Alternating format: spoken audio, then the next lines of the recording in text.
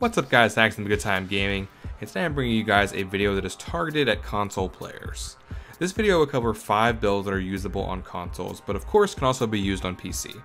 Our console brethren have recently got upgraded and now have skill updates like we do and deserve some great builds. This video will not show specific builds for 2 reasons. One, I don't have a console version of Payday 2, so I can't make it in-game and then double check to make sure that it works on PC. And 2, I want to make sure that this build video ages well, so by not having a little spreadsheet layout of every single build skill, if something gets changed, then hopefully it'll probably still work, as long as the build concept itself still works. Each build cover will focus on the overall idea or concept of the build, followed by some game footage and demonstration. Check the video description for a link to the full build, and also, in some cases, these are just carryovers of other builds that I've already done, and you can find a full video with all the extra skills and all the extra footage in that description. So let's get to it. First up is Maniac Turrets. This one should be considered Death Wish and below only. This is based on an older video of mine, and you guys can watch that in the description below if you so choose to. In this build, your workhorse are sentry turrets. These received a considerable upgrade following the skill rebalance and then a few nerfs. They are still good, they're still viable, but just not for one down. You will use silent turrets with AP rounds for the majority of your damage, because these penetrate shields. You will take ammo as a secondary deployable so that you can keep your ammo topped off and your turrets well supplied. Your main weapon will be a single shot rifle, aka sniper rifles, and a secondary grenade launcher in the form of the China Puff. If you're curious as to what kind of rifle to use, I suggest either the M308 or something that can penetrate shields, such as the Repeater or maybe the Platypus or something else like that. Your perk deck is Maniac, which will provide damage absorption for you and your teammates for every time that you damage the enemy. Turret damage also affects this. So your turrets hit somebody, you gain damage absorption, and so does your team. Keep an eye on your turrets and pick them up if they start taking damage or if they start smoking, as you can no longer pick up destroyed turrets on PC. Not sure about console. Check out the video description if you want to get a link to a build, or if you want to see the longer video that this is based on. It's still mostly up to date for the most part. Next up is a trip mine build. Trip mines are fun, and I would consider this one to be Death Wish and below. With this build, you'll have 14 trip mines plus your shape charges and 7 medkits, which you can swap between thanks to Jack of all trades. Trip mines have been upgraded thanks to the skill update and now have a nice fire effect that spreads out from it upon detonation. I go into more detail on this in my full video, but the basic idea is that you do not want to stick these on walls.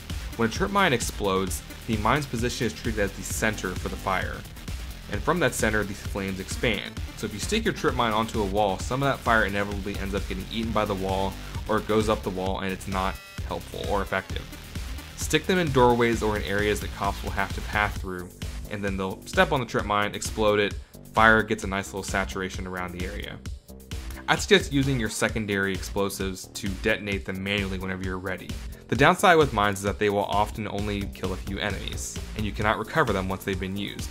But this build is still fun and it's still effective, so get on it. Next up we have Shotgun Anarchy. This is my bread and butter one down build and can be used on other difficulties as well. Shotguns for damage, Anarchist perk deck for armor and survivability, and lovely crit. AT rounds on your judge secondary will rip through enemies' armor and, well, through them, because it does pretty good damage. I'm usually the ammo guy on my team, so in this build I have ammo, but you can always swap that out for Inspire if you need that. You also have minions here, which will help you out. Some of those points can be moved over in order to be able to pick up Inspire if your team needs it. I don't tend to do a whole lot of aiming with this build, usually hip firing works just well. It's important to note that for your primary ammo with your Raven shotgun with this build, you're going to be taking flechettes because they will penetrate armor. So you can just take out waves of cops without really even having to aim too awful much at what you're shooting at. Very handy in pretty much any difficulty, and especially so in one down, where you don't really have the luxury of being able to sit out in the middle of nowhere, line up your shots nice and carefully, and then pull the trigger. Next up we have an Assault Rifle Frenzy build. So this build takes advantage of Anarchist and Berserker to deliver a powerful punch to your enemies. Berserker grants you up to 100% more damage with your guns, the bonus of which is contingent on your remaining health. Frenzy caps your health at 30%, thus making it easier for you to take advantage of that Berserker damage. Anarchist gives you a ton of extra armor and also temporary invincibility upon armor break. I've elected to use assault rifles with this build because none of my other builds really take advantage of them. I know some of you guys like assault rifles. I'm also not using body expertise, so make sure you aim at the heads.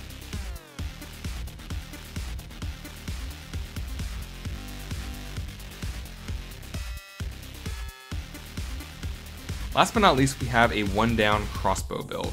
This build relies on poison to kill enemies as well as converted cops. Best used on higher difficulties.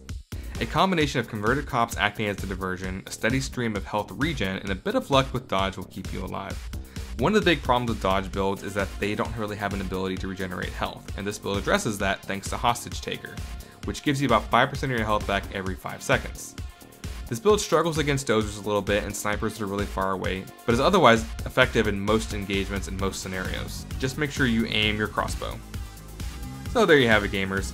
I've included a link to the video that each of these is referenced to in the description below, as well as a build link.